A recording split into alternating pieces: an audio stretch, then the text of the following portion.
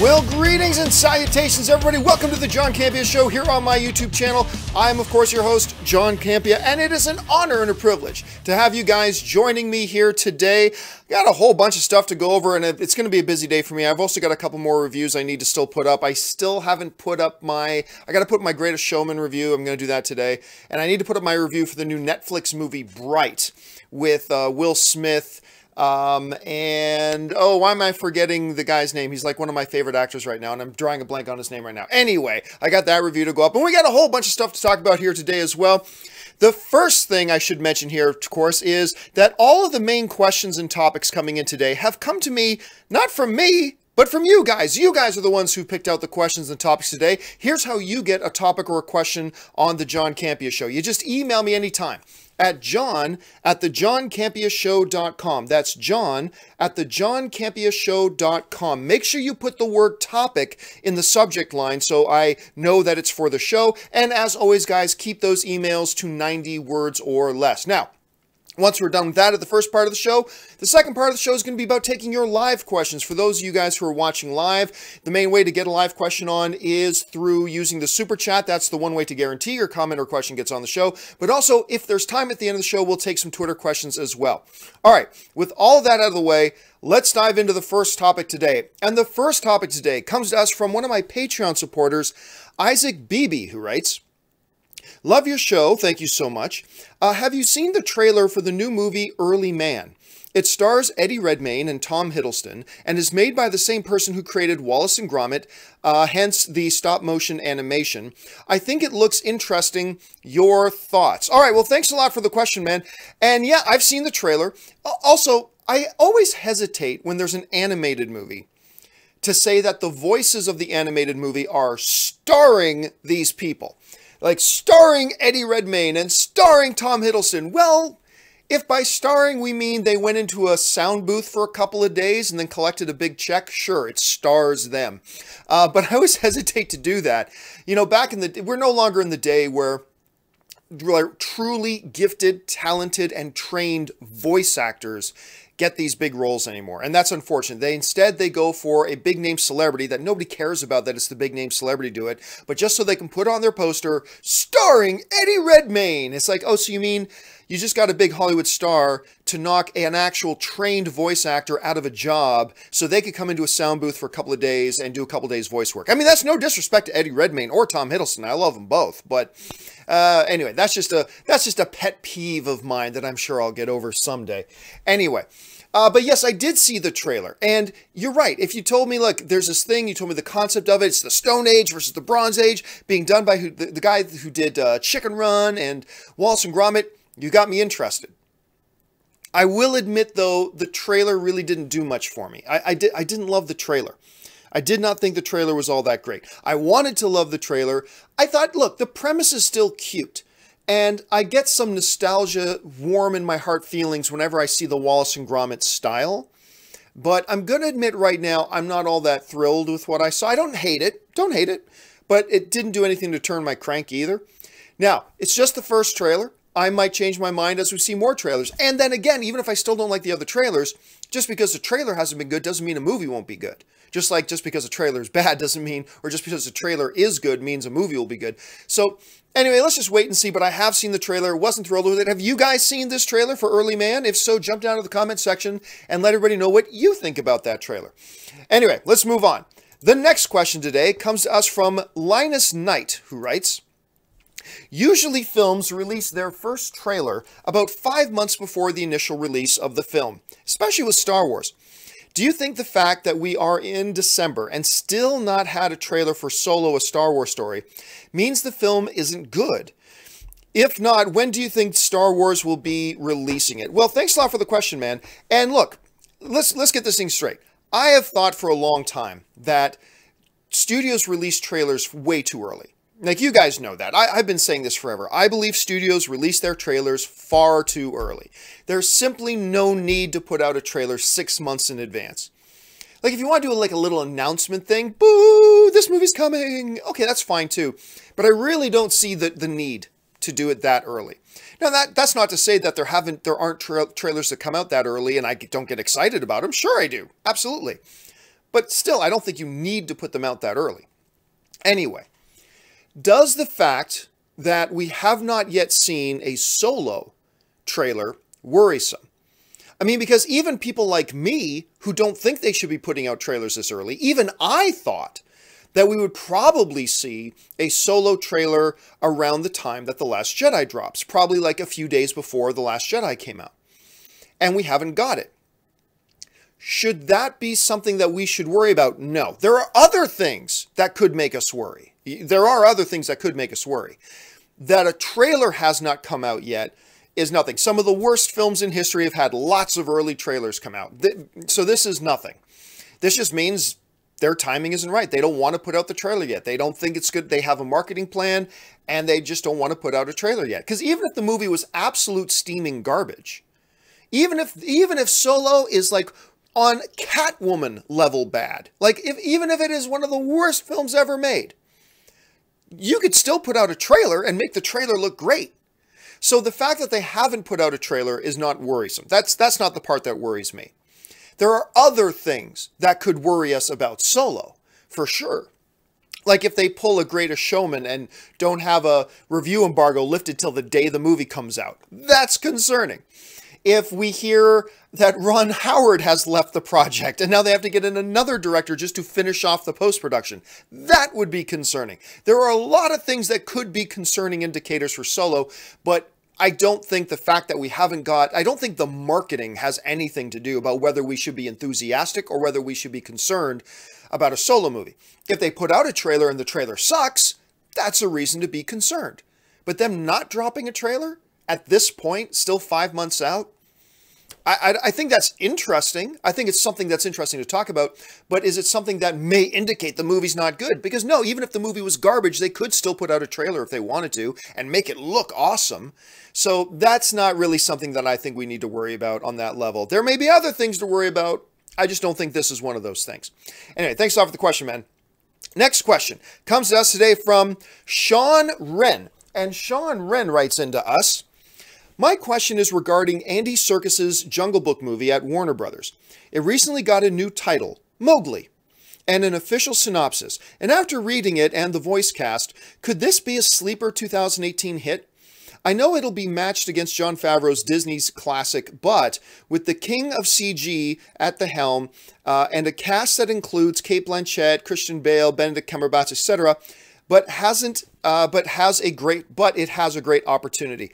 All right, thanks a lot for the question, man. And yeah, so this is very interesting on several levels. Number one, you have another studio doing a Jungle Book movie after Disney puts out a world-class Jungle Book movie. That Jungle Book movie that Jon Favreau did was just fucking awesome. It's just stellar. Loved that movie. And I was skeptical. About that film. I remember being at D23 and Jon Favreau comes, this is long before the movie came out. Jon Favreau comes on stage and talks about how this is going to be the most visual effects advanced film ever made in history and it's going to be this and blah, blah. And I'm like, yeah. And then they showed us like a 7-minute preview and I'm like, oh my God, this looks amazing. And then I went in and then I was thinking, okay, yeah, the preview looked amazing, but can they sustain that through a movie? And then I saw the movie and I was just blown away by it. I mean, Jon Favreau did such a great job with that. It's one of the main reasons why I'm looking forward to, like, for instance, Lion King. It's just, what he can do is just stellar. Anyway, moving on from that. So we have another studio doing another rendition of the same story. But they've changed it. I can't remember what the name was. Jungle Book, an Origin, or something like that. They've changed the name. I think the name change is a good idea. They've changed the name to Mowgli. It's like, okay, the name change is a good idea. That's one thing that'll differentiate it from Disney's Jungle Book. And I read the synopsis, and while the synopsis does feel a little bit different from Jon Favreau's version, it still feels, I mean, it's still the same story. It's still basically the same story. I think they're just going to be emphasizing different things and focusing on different things. So there's all that. Now, the other big interesting thing about this is, of course, motion capture genius Andy Serkis, who I just had one of the thrills of my career was I got to stand around and talk with Andy Serkis for a little bit about a week or so ago, 2 weeks ago, whatever. And it was a thrill for me because I really admire this guy's work. And he's directing this film, and he's also going to be doing the voice of Baloo, and he's going to be doing the motion capture for Baloo as well. And he'll probably be doing the motion capture for a few other characters, I think, considering he's the best in the business at it. So there are interesting things. I still admit I am skeptical about this. Like, maybe if we were in a world where that Jon Favreau film had not come out, maybe I'd be a lot more excited. But just the decision to make this film in a world where we just had that other version of it that crushed it so much, it makes me cautious. It makes me cautious. You're right. There's a number of incredibly talented people attached to this, not the least of which I'm very excited to see what Andy Serkis does here. He did that other film with Andrew Garfield that looks fantastic, but I haven't had a chance to see it yet. But that movie looks great. That one about the guy with what was the disease that the guy had? I can't remember. But Andrew Garfield is the guy who had the first like life support system on a wheelchair or whatever, and he directed it, and that looks amazing. I can't wait to see it. I don't know if it's any good or not. We'll have to see. But I just got to admit, I'm still a little bit skeptical. So what do you guys think? Jump down to the comments section. Are you excited? Are you a bit skeptical about it? Like, what do you think about this? Anyway, leave me your thoughts below. All right, let's move on to the fourth topic today. This will be the final one because I got a feeling we're going to spend a little bit of time on this one. So the fourth and final emailed in topic today comes to us from Richard Bettis, who writes, with all the controversy surrounding The Last Jedi Rotten Tomatoes audience rating, did you have a chance to hear Matt Atchity's recent comments on the situation? How much of this is actually all politically motivated? Well, thanks a lot for the question, man. I appreciate that. And look, first thing we got to understand, though, is this, is that when it comes to the controversy about all this kind of stuff and what's going on and what's everybody talking about, we have to understand a few things. There are people out there who do not like The Last Jedi. And there are some people out there that just don't want to accept that there are indeed people out there who did not like The Last Jedi. There are people who didn't like it, and that's okay. All film is subjective. People are supposed to like movies, and people are supposed to not like movies, and that's okay. On the flip side of the coin, there are also people who don't like The Last Jedi who just refuse to accept that there are a hell of a lot of people who do. Because that's the beauty of film. It's all subjective. You may not like a film and somebody else may. And I think both sides just have to, I think all these conversations would go a lot better and be a lot more civil and be a lot more productive if people who like the film just acknowledge there are people who dislike it because they disliked it. And if people who dislike the film will acknowledge a lot of people did like it because they did like it. And if everybody just understood that, I think the conversations would be a lot more civil and a lot more straightforward. So, yeah, so Matt Atchity was just recently in a panel video. And if you don't know who Matt Atchity is, he was a competitor on the movie trivia stuff at my former place where I used to work. And he's a great guy, very knowledgeable guy, super guy. But most importantly, in this context, Matt Atchity was the head boss. He was the editor-in-chief of Rotten Tomatoes, just until recently. He only recently decided to leave. And he was there for years, long-term guy there. Big boss man, whatever. So anyway, he was a part of this video, and it's online now, talking about, you know, the dark side of the backlash that we've been seeing about The Force Awakens. Now, there's also been some other stuff going on about the whole controversy. For instance, there was this claim made by this dude on Facebook that he created bots to artificially attack Rotten Tomatoes. Now, if you watch my show, you know I said that's bullshit. I mean, it is highly unlikely that's true because any loser on Facebook can get on and say, I did this. And of course it's so, and obviously they didn't. Now, Rotten Tomatoes has recently put out a statement that people are massively misinterpreting. But they put out a statement that said, hey, we did it. We had a security firm check it. All the votes there are real. Now, all that means was that, no, we have no evidence that there were artificial bots attacking the system and registering these false votes. That's what that meant. Which is what most of us have all been saying this whole time anyway. We said that the bot thing was nonsense. However, there are some people who are so desperate to believe that everybody hates this movie that they took that statement from Rotten Tomatoes and they're going around talking as if that means nobody is registering votes that didn't see the movie. Nobody is voting multiple times. They're all 100% authentic. And that's not what the Rotten Tomatoes report said. Now, talking about can Rotten Tomatoes system be manipulated? And it wasn't bot attacked. But talking about whether or not the system can be manipulated, once again, the former head dude of Rotten Tomatoes, Matt Atchity, he was on there yesterday, I should say. He made this video. And this is what Matt Atchity said about this. Matt Atchity, former editor-in-chief of Rotten Tomatoes, said, "I never put much stakes in audience scores for several reasons. Not the least of which, you never have any idea if anyone is seeing the movie itself. Just as an example, in 2014, Kirk Cameron's Saving Christmas got a wonderful 0. Then he, being Kirk Cameron, got on Facebook and asked his fans to go and upvote it. So ultimately, can it be manipulated? Absolutely." Okay, so here you have the guy who was the head guy at Rotten Tomatoes, the editor-in-chief there for years and years and years, telling us that, yes, this whole thing about the bot scandal has nothing to do with the problems that people like me have been having with both IMDb. And remember, the IMDb audience rating for The Last Jedi is positive. I don't know why people don't want to talk about that, because I guess it doesn't back up their narrative. But anyway, but I still say you shouldn't listen to the IMDb. You shouldn't listen to the Rotten Tomatoes thing. Are they fun to look at for anecdotal purposes? Absolutely, sure. I reference the IMDb and the Rotten Tomatoes audience rating sometimes as reference, but I've always said you can't rely on them.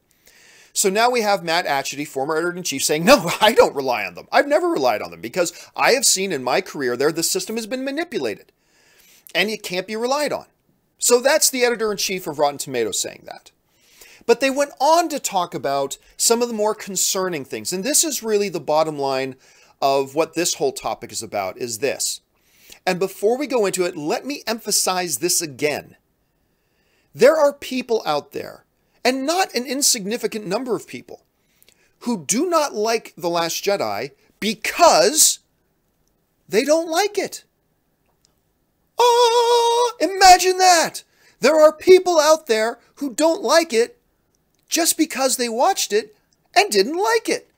And there are some people, again, these are on both sides of the aisle. There are some people out there who are Star Wars, The Last Jedi supporters who just refuse to admit there are just people out there who just didn't like the movie. And you need to just acknowledge that and embrace it and understand that it's totally fine. And it doesn't invalidate your opinion about the movie whatsoever. There's no need for you to feel insecure about your enjoyment of the film just because you have to acknowledge that there are other people who didn't. Just as on the other side, there are people who don't like The Last Jedi who refuse to acknowledge that there are a whole ton of people that do. And they need to understand that it's okay for them to embrace that a whole lot of people love this movie, and it doesn't mean you have to change your opinion, nor should you be insecure about your opinion. But anyway, let's make that clear off the top here. There are a non-insignificant amount of people out there who don't like The Last Jedi simply because they didn't like it as a movie. And that's okay. We need to celebrate that. That's what being a movie fan's about. Things we like, things we don't like, and yet we're all still film fans together and can discuss it back and forth. Nothing wrong with that. Okay, now with that being said, and that being right at the top and being the most important thing we can say about all this, there is also, within the backlash, if you will, of The Last Jedi, a very dark corner. And that dark corner has been rearing itself. And you know what? I've been hesitant to talk about this because you guys would not believe some of the tweets and emails I get. Like, you seriously would not believe it. And the amount of it, I talked about one a couple days ago on my Twitter because I got into this one tweet thing, but this is not alone. I get tons of these tweets. But I got into this one Twitter back and forth with this one guy who said to me, you know, Star Wars is turned into nothing but an anti-men feminist agenda. I'm like, what are you talking about? Why would you say that Star Wars The Last Jedi is anti-men and the new Star Wars films are anti-men? And they said back to me, well, just look at the last 3 movies. They're all female leads. Ugh. He didn't write. Ugh. I'm just adding that for dramatic effect. He wrote, just look at the last 3 films. They're all female leads. Every single one of them is a female lead. Clearly, this thing is now anti-men. So I wrote back to him. I said, well, the first 6 Star Wars movies are all male-led. Does that make the first 6 movies anti-women? And he wrote back, no. And without saying it, just no. And I write back to him. I said, well, but why? Like, what's the difference? You're saying they're anti-men because they have 3 movies that have female leads. but it's not anti-woman to have 6 male leads, and that's fine. Why? What's the difference? Never responded and blocked me on Twitter, which is fine, which is totally fine. So that was the end of that conversation. But there is this dark corner of it, and I don't bring it up much. But seriously, guys, the amount of vile that I have to read every day, like using racial slurs. Why the fuck does Star Wars have to have blank insert racial slur? I get these emails from people. They come at me.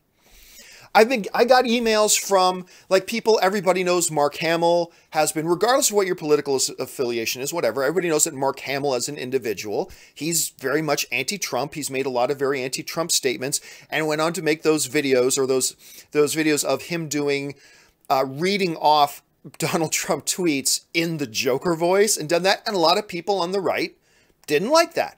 A lot of people on the right are very sensible people and just thought it was funny and just thought it was good fun. But there were some people that were really against it. So I've gotten a number of emails from different people saying, ha, payback time, Mark Hamill. Let's see you mock Trump now. And like all this kind of nonsense.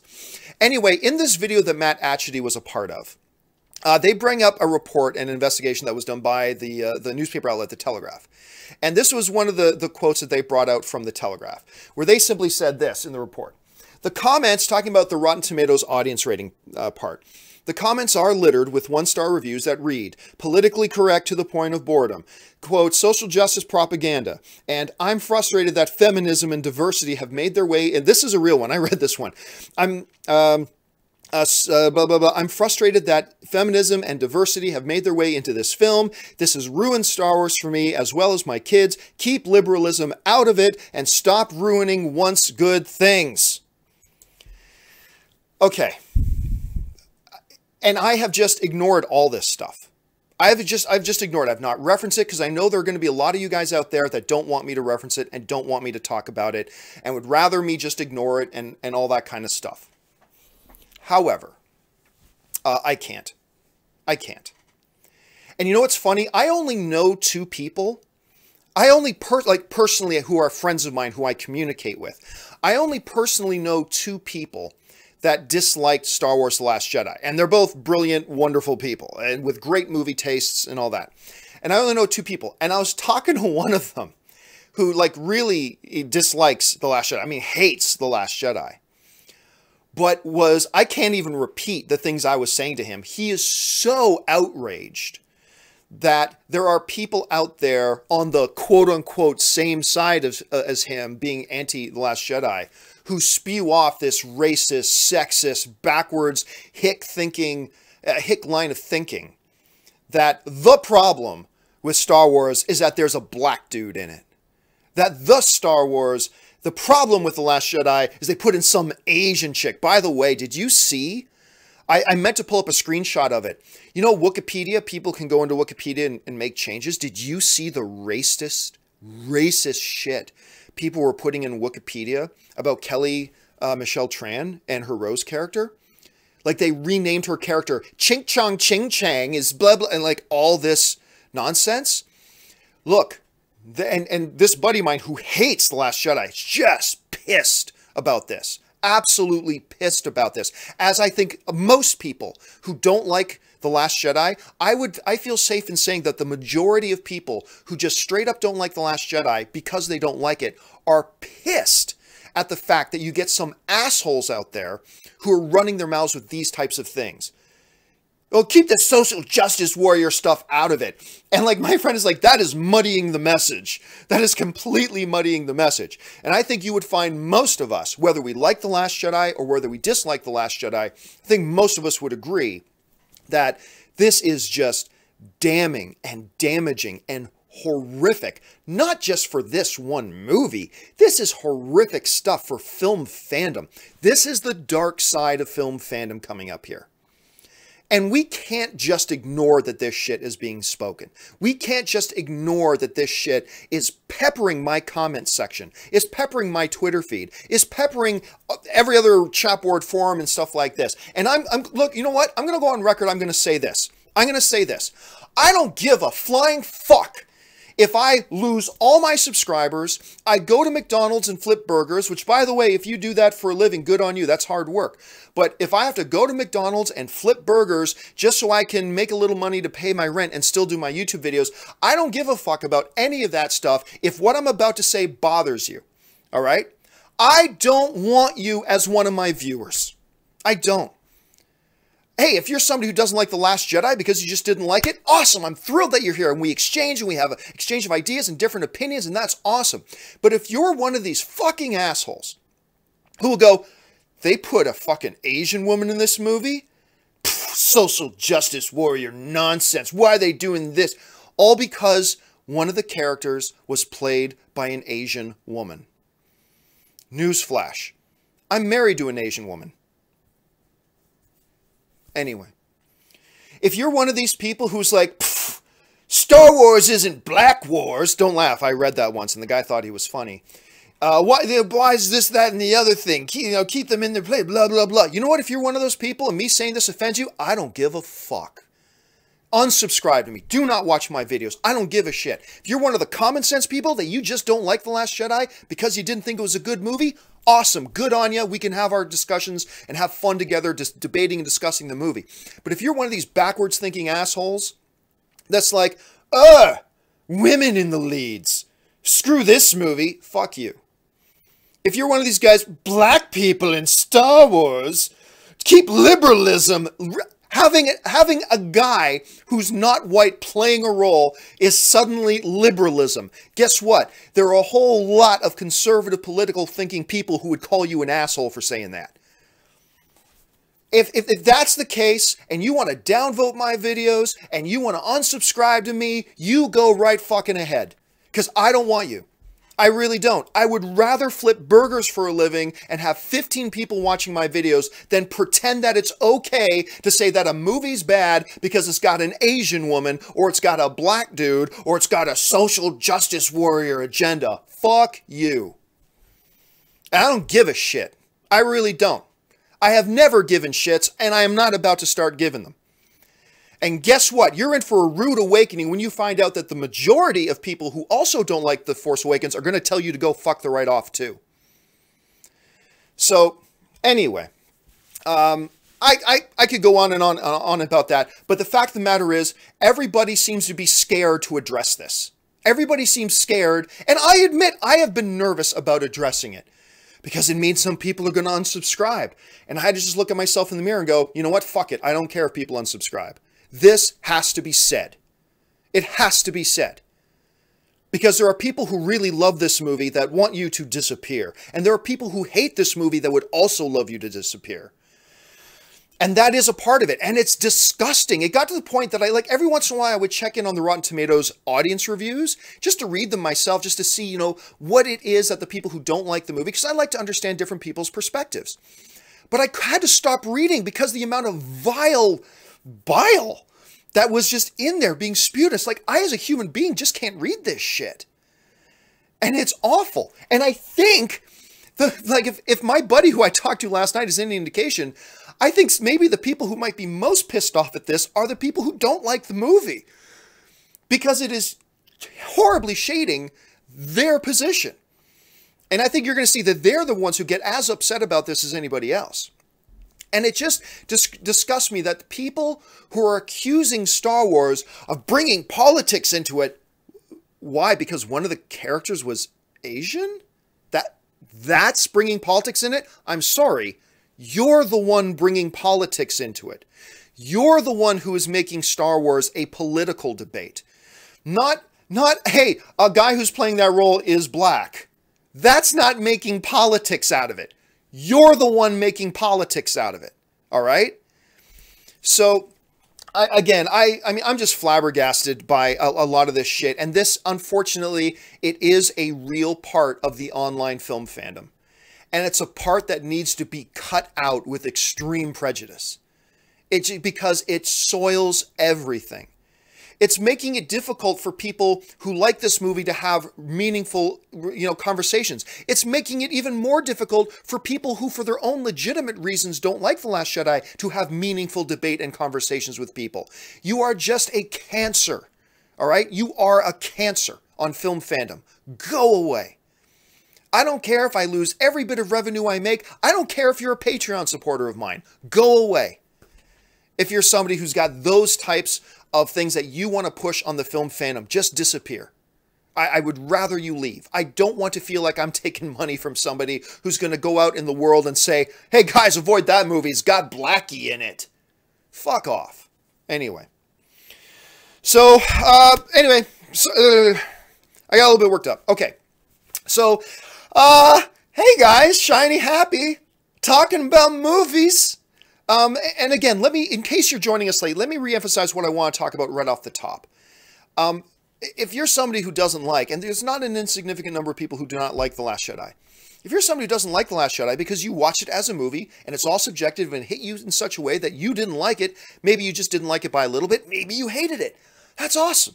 That's the film-going experience. And there's nothing wrong with that. And that's great. But there is a side in this whole discussion that is not your fault and has nothing to do with you, but there's a side to this discussion that is toxic and dangerous and making fans look bad, making non-fans look bad, and just muddying the waters and making everything fucking impossible to talk about in a fun, constructive environment. And I'll tell you right now, I would rather shut my YouTube channel down than this be the norm. I can go back to law, I'll go back to engineering, I'll go back do whatever the fuck. I don't care. But this type of stuff has got to be erased and called out and addressed. Even before this show started this morning, the live stream was up and ready to go and there's some chat going on. Even then, I had people in my chat were going, John, you shouldn't be talking about this stuff. You shouldn't be talking about this stuff. And I'm like, I'm sorry. I'm sure your motivation for saying that is probably the right motivation, but I can't ignore this anymore. We as fans should not ignore this anymore. And anyway, it's got to be addressed. And if you're just somebody that doesn't like that I'm even talking about it, tough. Tough. You know, I'm going to go back to just talking about movies now because that's what I like to do and it's fun. But this had to be addressed because this is just toxic. Absolutely toxic, this shit. Anyway, okay, look. I should say this right now. Guys, if you have not sent in a super chat yet, please don't, because I'm already looking at the number of super chats that have come in, and there's no way in hell I'm going to be able to get to them all, but I will try my best to get to most of them as I can. I'm sure a lot of you guys have some opinions about this stuff too. I am anxious to reading your thoughts and all that kind of stuff. But before we get to that, it is that time of the show that I need to do. I'm going to try to take this 1 minute to calm down a little bit. For me to do my daily commercial break where I do my admittedly shameless plug for my Patreon page. And if you are one of these people that just doesn't want to see black people in Star Wars movies, then just ignore this commercial because I don't want your support anyway. So anyway, here's the 1 minute Patreon plug. Check it out. We'll be back in just 1 minute. For those of you who have followed me for any period of time, you guys know that I made the decision recently to leave the corporate overlords. I no longer wanted to work for corporations. I wanted to be an independent content creator. And the only way I've been able to do that is by the support of my Patreon supporters. So what I would like to do is to ask you guys who watch my shows, who spend any amount of time with me every single month, to consider going over to www.patreon.com/John Campea. There you'll get all the information about what exactly does it mean to be a Patreon supporter of mine? What does being a Patreon supporter do for helping to make sure that shows like this one and all the other shows I do here on my channel can actually be produced? And on top of that, what benefits are there to being a Patreon supporter? And maybe if you guys can check that out, if you decide you want to be one of my Patreon supporters, that would be awesome. And if you don't, that's perfectly fine too. I'm just happy that you guys have decided to be here today and be a fellow movie fan and join us in the conversation. So go and check out the website, see if you want to become a Patreon supporter. And now let's get back. All right, guys, and we're back. And a special thank you, of course, to all of you guys out there who are already Patreon supporters. We're over 600 Patreon supporters now. And you know what? I set this goal on Patreon for 1,000 Patreons. Like if we get to 1,000 Patreon supporters, that means I can actually hire some creative help. Like to have, you see all the mistakes I make and the oops I do around here because I'm doing all the graphics, all the switching, all the music cues, everything has to be made in advance, all the note writing, blah, blah, blah. And then running the camera and running the switching of shots. I do it all by myself. And it's not easy to do it all by myself. But oh my God, if we hit 1,000 Patreon supporters, I'll actually be able to hire some creative help. Maybe a graphics editor, maybe another on-camera talent to help me out. I don't know. It's just, I never thought in a million years we'd cross 600 Patreon supporters. I never thought that, but you guys have been so encouraging and so supportive, and I thank you. And I know I may lose some of you today, and that's perfectly fine because that's not the most important thing in the world. But thank you guys for being Patreon supporters. All right. It is time. Remember, let me emphasize again, please do not put in any more super chats because I ain't going to have time to get to, I'm not even going to have time to get to all of these ones. I know that. I'm going to have to put up a separate video later today, but let's go over to the super chat, see what you guys are talking about here.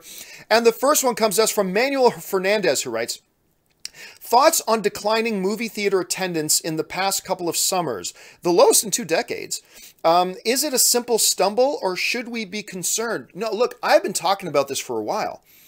The movie theater industry needs to address, look, lots of people still go to the movies. It's still the best entertainment experience out there, blah, blah, blah, yeah. But the movie theater industry, not just the movie theater industry, but the movie industry as a whole, needs to recognize that there are things that are causing fewer and fewer. It's still a huge number, yes, but there are fewer and fewer people actually going out to the movies. Box office records are being broken, all that kind of stuff, yes, but that's only a mask on top of another problem, that there are fewer and fewer people going. And I've been saying this for years, that movie theaters need to address in-theater problems. They need to start doing things that attract new viewers, not, you know, the movie theater industry has been doing things lately that are turning people off going to the movies, including escalating ticket prices, which all then starts with the fact that movie studios are spending so much money on their movies unnecessarily, which causes a trickle effect in the industry to make prices go up for everybody. Like, there is a huge systematic problem in the business. It is not just a momentary stumble. This is a trend that can be fixed and can be corrected, but only if the studios and the movie theater industry together start working on some real solutions, not Band-Aid stuff that isn't going to help anybody. Anyway, thanks a lot for the question, Manuel. Next one comes to us from Siobhan Dixon, who writes, morning, John. You're my favorite YouTuber and inspiration. Thank you so much. Which superhero would you want to have as your dad? I'd go with Iron Man. Go Canada.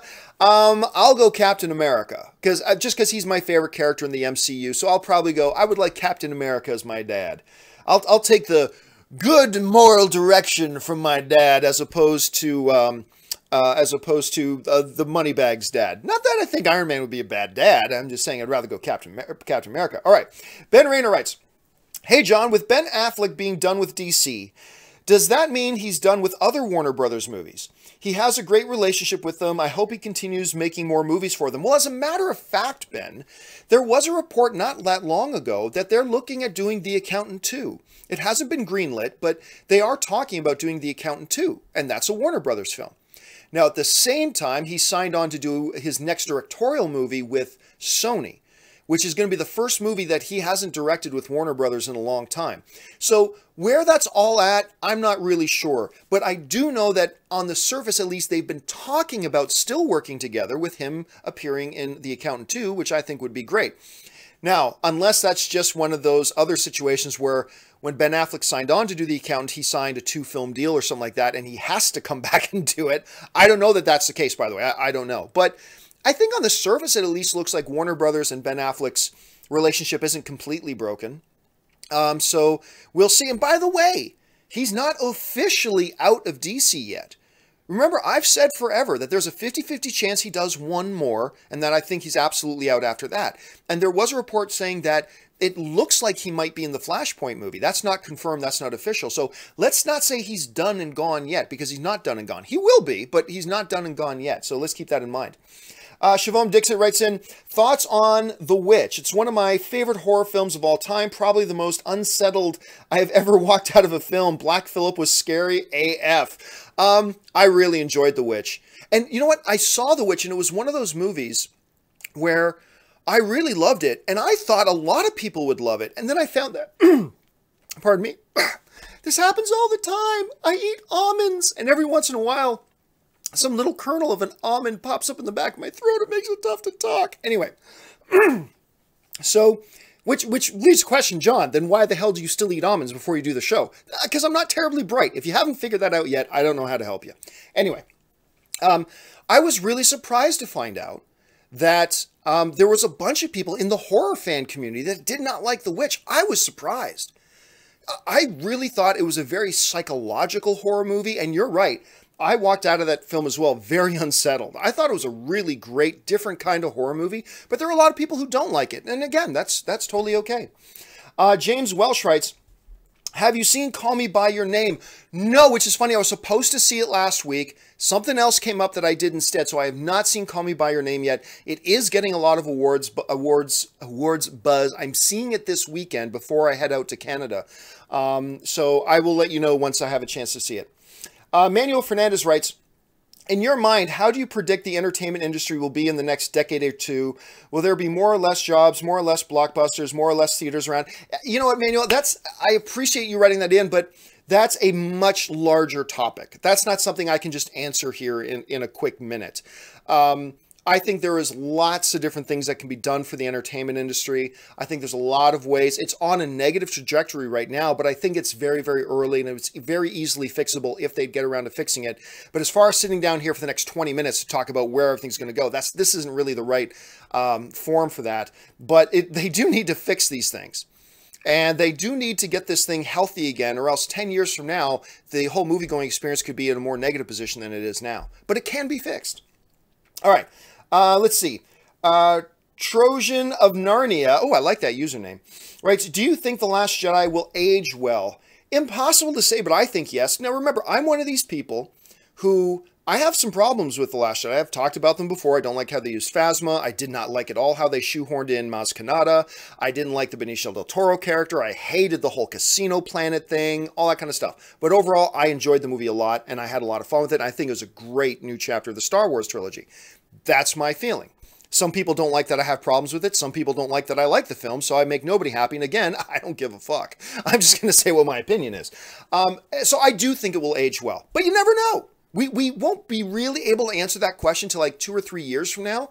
And maybe 2 or 3 years from now, maybe I'll have the same opinion. Maybe I'll have a different opinion. Right now, my guess is that it will age well, but that's just my guess. We'll see how we think about that later on. All right, next one comes to us from Amin Mashaki'i, who writes, wanted to give you early welcome back to Canada. Always see my films at Ancaster Silver City. The Ancaster Silver City is my favorite movie theater in the world. It's not the best movie theater in the world, but I just have a lot of emotional attachment to that theater. Now it's called Cineplex Cinemas. Well, it was always owned by Cineplex. Ancaster Silver City was always owned by Cineplex. Would love to meet you in person if you come down to Ancaster. Happy holidays. You know, I'm thinking, I don't know how many people in the Toronto, Hamilton area actually watch me, but I am thinking about organizing a meet and greet when I come back. I will let you guys know for sure tomorrow if that happens, but if I do, I will definitely let you know. But thanks for the kind words, man. I really appreciate that. I can't think of a good username. It's still my favorite name here. Wrote, what are your thoughts on the petition to remove The Last Jedi from canon? I think it's pathetic. Oh, it is pathetic. First of all, any loser, including me, including you, any loser can hop on and start a petition about anything. I want bananas to be flavored chocolate. Okay, I can go and start that petition. But you know, I have always had the same consistent message about these fan petitions about movies. They are totally and utterly stupid and totally and utterly useless. So I've said that about every fan petition that's ever come out. Is it a constructive way? Is it a healthy way for a fan to express their feelings by going and starting a petition like that? Sure, I guess there's an argument to be made for that, but ultimately they are stupid and ultimately they are meaningless. They do nothing. Okay. Next one comes to us from Mason Barr, who writes, thoughts on a rated R DCEU film? Has there been any? Happy holidays, loving the content. I think, to the best of my knowledge, there haven't been, unless you consider Watchmen, but there's a whole bunch of tricky, convoluted things there to put that as part of the argument. I think you could say, though, that Warner Brothers has probably seen the success of Logan and seen the success of Deadpool, much like Marvel has seen the success of Logan and seen the success of Deadpool. And I think it's very possible. I mean, there's a lot of word going around about that potential Martin Scorsese Joker film, that would be rated R. So I think we will see Marvel get into it. I think we will see Warner Brothers get into it at some point. Which projects they'll do it with, I'm not really sure, but I think it'll happen. Dominic Suma writes, John, are you planning on taking a break during Christmas? No one would blame you. Wishing you and your family a great holiday. I will probably slow down the amount of content I put out, but as of right now, I'm still planning on doing videos every day. I am leaving Christmas Eve to fly to Canada. I get to Canada early Christmas morning, get in a rental car at the Toronto airport, drive to my family's place, and I will probably still do a video on Christmas Day. Probably, even if it's just a small little video wishing everybody Merry Christmas or something, I'll probably do something. But I am planning on taking a bunch of my production gear, and I will be working. I have not gone a day without putting up a video, I don't think, in 6 months. And I'm going to try not to break that streak. But we will see. Thank you so much for the holiday wishes, though. Kenneth Gaspard writes, love your show, watch every day. Thank you so much, Kenneth. I really appreciate that. Thank you. Mega Movies writes, thoughts on the Mamma Mia 2 trailer? You know what? I am somebody who has been, why do a Mamma Mia 2? I didn't see it. I saw the trailer last night for the first time in front of The Greatest Showman. I liked it. I didn't love it. I mean, it's not making me put it top of my must-see list, but I like the Mamma Mia 2 trailer. I thought it was clever. George Sutherland writes, have you seen Brigsby Bear? What did you think? You know what? No, I haven't. I got sent screener links for it and everything. That's Mark Hamill's in it, by the way. And from everything I've heard from people who've talked about it, they really like the film. I just never got around to watching it, even though I had a screener link sent to me that I could have just watched on my computer. I am going to watch that movie probably over the Christmas holidays at some point, but I have not seen it yet. But I've heard nothing but really good things about it. So take that for what it's worth. All right. Koa1708 writes, where does the First Order / Empire get resources, money, and time to build giant city / planet-sized ships and weapons, i.e. Death Star and Starkiller Base? Well, there's two answers to that. The first answer is it doesn't really matter. That just is what it is. But the second answer to that is in the Star Wars novels, it is addressed, particularly in Bloodline.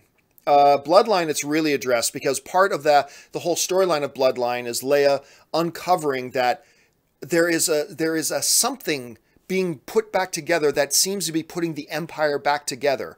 And it goes into where they're getting resources and where they're getting their cash flow. And all that is addressed in the novels. So because it's in the novels, it's there, but also because it's in the novels, it doesn't really matter. I mean, you as an audience member don't really need to know it or else they would have put it in there. But if you're interested in that, I would suggest picking up the book Bloodline. It's a good book. And it kind of addresses that whole period between Return of the Jedi and The Force Awakens, and Leia and how the Resistance came into being, and Leia's political career after the fall of the Empire, and how the First Order got started and got moving and gained its momentum. It's all in that book. I would suggest going to check that one out. All right, next one comes to us from Steven Gonzalez, who writes, everyone keeps asking for a live-action Dragon Ball Z movie, but in my opinion, respectfully, Man of Steel is the best Dragon Ball Z movie I've seen. Goku and Cal share similar origins, and Zod is like Prince Vegeta. Thoughts? You know what? I have never thought of it in those terms, but you're really not that all that far off. Especially if you think about that battle between Superman and Zod, that was like destroying the city and each one upping each other. That was not terribly unlike a Dragon Ball Z fight that we see, right? So kudos to you for thinking of that. I never would have thought of it in those terms, but now that you mention it, it's actually a perfect allegory. It perfectly matches up. I think you're right about that. All right, good observations, Stefan. Next one comes to us from Dang Shit, who writes, favorite song in Greatest Showman soundtrack? My God, I just saw Greatest Showman last night. The music numbers in it are so great. I am torn because the whole song where Hugh Jackman is convincing Zac Efron to join him, that's great. The whole Greatest Show, the main theme song, is amazing. This Is Me is incredible. Never Enough for Me is amazing. You know what? I'll go with This Is Me. I think This Is Me is probably the song that... and the song right near the end of the film is, what's it called? From Now On. Oh, I had chills and the hair on my arm standing up for... Oh, so much good music in this movie, man. So much good music. For now, I'll say This Is Me, but I reserve the right to change that a little bit later. Maybe to From Now On. or Never Enough. I don't know. There's so much great music in that movie, man. All right. Next one comes to us from Anthony R., who writes, this fighting over The Last Jedi is annoying. Can we just hope and pray as one unified fan base that Episode 9 is amazing? Well, you know, but I partly agree with you, Anthony, partly disagree. Like, on one hand, I think good, healthy, respectful fan-based debate over movies, I think that's fun and healthy for a good, thriving movie fan community. I think it's fun and healthy. I've had a lot of really good, I've been pointing out some of the negative ones I've had online, but I've had a number of really good, positive, fun debates online between myself and some of my friends and some people I don't know at all, just strangers on Twitter, over the merits or lack of merits of The Last Jedi. A bunch of people who don't like, you know, who disagree with me that the casino planet wasn't very good. A bunch of people who disagree with me that the Luke thing was good. You know, and that's one of my favorite parts about being a film fan, is having good, healthy, honest, respectful debate, even passionate debate about things. But at the same time, like the trollness of it, the disrespectful part of it, all that kind of stuff, you're right. That stuff has got to disappear, absolutely. And I think everybody, even people who dislike The Last Jedi and people who love The Last Jedi, we all are together in hoping that Episode 9 is great. Because the people who like The Last Jedi are hoping it's as great as The Last Jedi. The people who don't like The Last Jedi are, please be better than The Last Jedi. But all together we can agree that we all hope, regardless of where we're starting from, we all hope Episode 9 is great. So I completely agree with you on that, Anthony. Thanks for bringing that up. Greg Cybulski writes, big fan from Chicago. Thank you so much, Greg. Thank you for the great shows every day. You're welcome. Question, do you think Kylo will have yellow eyes in Episode 9 like Anakin did at the end of Episode 3? Probably not. I'm one of the people that think the whole yellow eye thing is stupid. Unless a character just naturally has yellow eyes, which is great. But when a guy turns mean, his eyes turn yellow. I've never been on board with that. So I hope they don't turn Kylo's eyes yellow. He's already as bad can be. So I don't think they will, and I hope they don't. That's just my opinion. Maybe you guys hope they do. Siobhan Dixon writes, love Joker and Vader, but Magneto is the greatest villain of all time. Fassbender is flawless and deserves more love. That first-class Magneto theme. Look, Magneto is my favorite Marvel character. My favorite DC character is Batman. I know, surprise, surprise.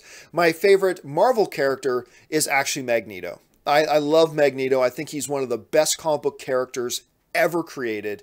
I think he's magnificent.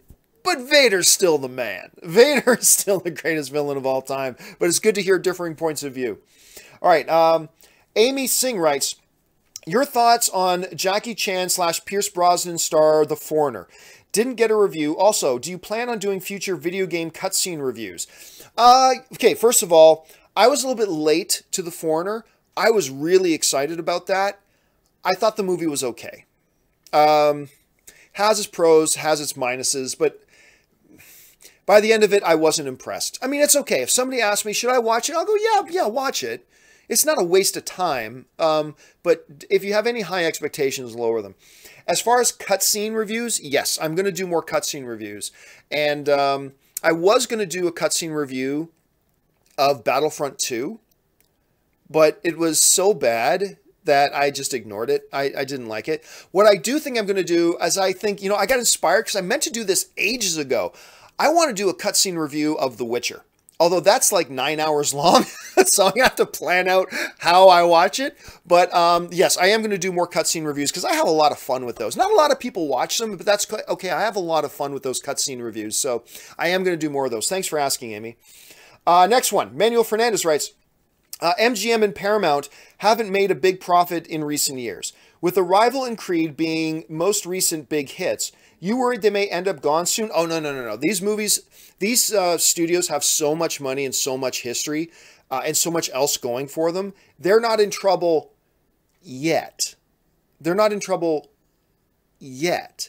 If they keep going another couple, let's say Bumblebee is a huge tank for Paramount. And let's remember, Paramount, like, as much as the last Transformers movie made a lot less than the previous one, and as much as it's terrible and garbage, it did make them bank. It made them coin. So they're okay. But I mean, if they struggle for a couple more years, then that becomes a bigger question, I think. And let's remember too, Fox didn't sell off because they were struggling. They sold off because they wanted to change the nature of their business. So they wanted to get out and start focusing on other things. So that's what they did. I think we're a few years away from knowing where the where Paramount's going to land and all that. All right. H.D. Alameda writes, John, read DC Metal. It's one of the best comic books. I have not read it, but thank you for the recommendation. I will put, you know what? I've got a 5.5-hour flight to Toronto coming up, so I'm going to need some stuff to read. I'm going to add that to my Comixology list, and I'm going to give that a read. Thank you so much for the recommendation. Devontae Brown writes, John, Rotten Tomatoes heads say Star Wars audience scores authentic as they go to great lengths to verify sources, and there wasn't anything unusual there. Well, as I brought up in the show, Devontae, that only relates to cyber bot attacks. As the editor-in-chief, up until recently, who's, Matt Atchity, who's been the editor-in-chief of Rotten Tomatoes for years and years and years and years and years, forever he's been there. As long as I can remember, he's been the editor-in-chief there. He qualified that saying, no, like even he never paid attention to the Rotten Tomatoes audience ratings because he's seen it manipulated too many times. He's seen it he's seen like people who haven't even seen the movies vote, blah, blah, blah. All that's there. What Rotten Tomatoes verified was that there was no, as they claimed on social media, that there was a bot attack, which is exactly what I said on the show the other day. Like, yeah, the story was out there, but I said, look, this is just some guy trying to get attention saying that he did a bot attack. Remember I said anybody can start a petition? Anybody can go online and said, I created a bot attack. I never believed for a second that there was an actual bot attack against it, but that's not the problem. The problem is people can still vote on films that they've never seen, and they can have multiple votes, and they can vote multiple times, and it can be influenced and manipulated in different ways. We've had the senior editor of Rotten Tomatoes admit that and say that out loud. So that there is that. The only thing that Rotten Tomatoes statement qualified and cleared up for us was that this myth of some bot attack on it wasn't true. That's what they were confirming didn't happen.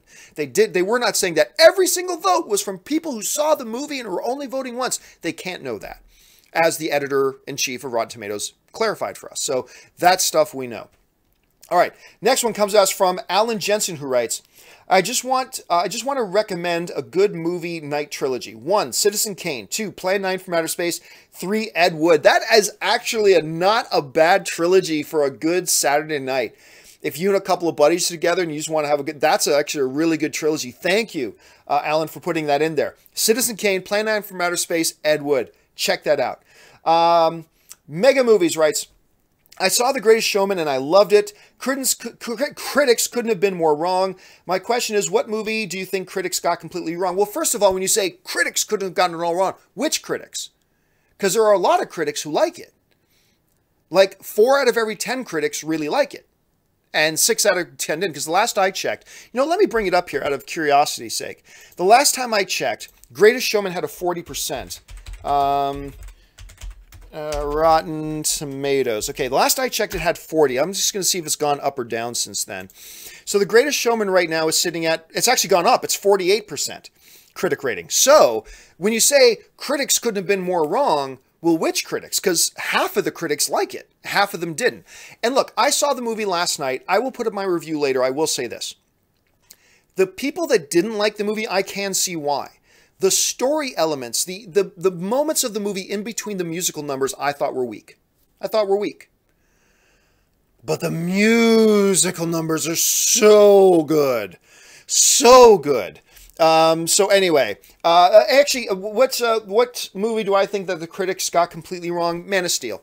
And I know roughly half of them got it, but I think Man of Steel deserved like 9 out of every 10 critics to like it, because I think Man of Steel is great. All right, next one comes to us from Terrence Fisher, writes, John, what are your thoughts on Gal Gadot's acting in Justice League? Have you seen any evolution in her acting skills? No, but nobody wants to hear me say that. Everybody's tired of hearing me talk about Gal Gadot. You know my opinion of Gal Gadot. She is not a strong actress. Watch every movie she's done, and I defy you to say, look, she's a great actress. She's not. She seems like a wonderful human being. From everything I've been able to tell, she seems like a marvelous person. Have I seen any evolution? I'll say yes. You put her in the hands of a director like Patty Jenkins, and clearly there is. And look, remember this. I bring this up all the time. As much as I don't think Gal Gadot can act, remember, there was a large period of time that I thought Channing Tatum was absolutely the worst actor getting consistent work in Hollywood. I thought he was the worst. But over years and years and years and years and years and work, training, Channing Tatum evolved and got better to the point now that I'm not going to call him one of the 10 best actors in Hollywood. No way. But he's come to the point and evolved to the point now that I'm like, he's an actor now that when he's in a movie, I look forward to seeing him in it. And I used to think he was the worst. And there's nothing that says that the same can't happen with Gal Gadot. It hasn't happened yet, but nothing is to say that it can't happen the same. 5 years from now, we could be talking about how I thought Gal Gadot was awesome in this particular movie. But if you're going to ask me, I still don't think she's a very good actress. I think she's been in the hands of some pretty decent directors that sometimes make her passable and they hide her weaknesses pretty good, but I don't think she's that strong. That's just my opinion. Again, though, I think people are tired of hearing my opinion on that. Everybody knows what I think about her. So anyway, there you go. Let's see. Next one comes to us from the M Cluster, who writes, I love Gambit, but in my honest opinion, he's most effective in two stories, with Rogue and the Thieves Guild. You think we will get a proper Rogue in his origin in that movie? I don't think so. From what I understand, I don't think they're going with Rogue. I think they're going to do a different person because I don't think they're tying in many X-Men to this. But then again, I could be wrong. I'll be honest with you though, the M Cluster, I still have my doubts that this movie's even going to happen. I still have doubts that this Gambit movie even happens. I know they've had reports of this moving forward and that happening, and they've added this writer, and then they got a release date. That's great. I still have my doubts. I'm not saying it's not going to happen. I'm just saying I still have my doubts. I'm a little bit pessimistic that this even happens. All right, I'm just going to take a couple more. This one comes to us from Dr. Strangelove, who writes, unless we get a definitive answer in 9, Snoke will always be Darth Plagueis in my head canon. Thoughts? Well, you know what? I am positive somewhere right now, a writer has been contracted by either Del Rey or Lucasfilm to write a novel called Snoke, where they will probably give a lot of those answers. You know me, I thought for a long time Snoke was going to be Plagueis. You know, I thought that wholeheartedly. I don't think that anymore. I think enough evidence has been presented to me to change my mind, which is what you should do. If new evidence, it's okay for you to have an opinion. If new evidence that gets presented to you is convincing evidence, you should change your mind. Anyway, but I used to hardcore think Snoke was Plagueis, but enough people presented enough credible evidence to me, anecdotal and otherwise, that made me go, you know what? I think I was wrong. I think I was wrong about that thing. So I don't think so, but we will find out. It'll probably just be in a novel, though. It probably won't be in episode 9. Tracy E. writes, I'm disappointed in the direction DC is going. I like Justice League, but not enough people felt the same. Why don't they see that they need to reboot? Hey, Tracy, you and me both. Almost exactly. I like Justice League too. You guys know I did. You saw my review. I like the movie. But just because I like it doesn't mean I stick my head in the sand and ignore the reality around us, which was there were a lot of people who didn't. The critics certainly didn't like it all that much. And it tanked. For a Justice League film that should have been competing with Avengers around the $2 billion mark, I don't even know if this movie's going to hit $650 million. This movie is going to make less than Doctor Strange. Hello! That shows you in your big climactic film, Justice League. Everything's been built into this Justice League. We're putting Wonder Woman in it, Batman and Superman and blah. It's the biggest movie ever. And it tanks. It's the lowest box office film out of all the DCU films and is going to make less than Doctor Strange. It's time to reboot. Your characters are too good. Reboot. Anyway, that's just my thought on this. So you and I, Tracy, think the same on this. I don't think they're going to, but I think they should. All right, last question I'll take today because we're already over an hour. And then don't worry, guys, all the rest of you who have sent in Super Chats, I will do a companion video to this one. All of your comments and questions will get read and will get answered in another video I'll do later today. So thank you so much for sending all those in. This one says, is it just me or did The Last Jedi feel less grounded to you? Not saying that as a bad thing, but just it felt less grounded than other Star Wars movies. I don't know. I think there were certainly moments that it did, but there were moments that it felt more grounded. For instance, moments that felt more grounded to me. I like the fact that they took a minute, like literally a minute or 30 seconds in the movie, to show a bit of Luke's life on this island. that he goes and he fishes, he catches fish, he goes and he gets milk from these creatures. And like, I kind of like that. On that level, it felt a little bit more grounded. But then on other levels, it felt less grounded. Absolutely it did. So I don't think I've really truly formulated my thought on that particular aspect yet, but it's an interesting question. All right, guys, that will do it for me for today's installment of the John Campea Show. Guys, thank you so much for joining me today. I really appreciate, and I so am honored that you would take time out of your day to spend here with me and your other fellow film fans. And let's remember, guys, that's the important thing. At the end of the day, whether you love Justice League or hate it, whether you love The Last Jedi or hate it, whatever, we're all on the same team. We all love movies, and we're all film fans together, and we should be able to, with each other, have passionate, fun, exciting debates and disagreements over films, because that's one of the most fun things about being a film fan, as long as we keep in mind that the person we're debating with is a fellow film fan with us, and that's what it's all about. So thank you to you guys who know that, and thank you to all of you guys who make being a film fan and the film fan community a healthier place to be. I appreciate you to no end. Anyway, guys, listen, we've got over 100,000 subscribers on the channel now, which is insane, but we got room for a lot more. If you have not subscribed to the channel yet, click on that subscribe button, become a subscriber to my YouTube channel, leave a thought or a comment on any of the topics we discuss here today. Make sure you click the thumbs up button as well. I noticed that a lot of people who do not like that anybody likes the Last Jedi has already downvoted. They've downvoted the video. I had like a ton of downvotes before this video even started. So anyway, that's stuff. That's fine too.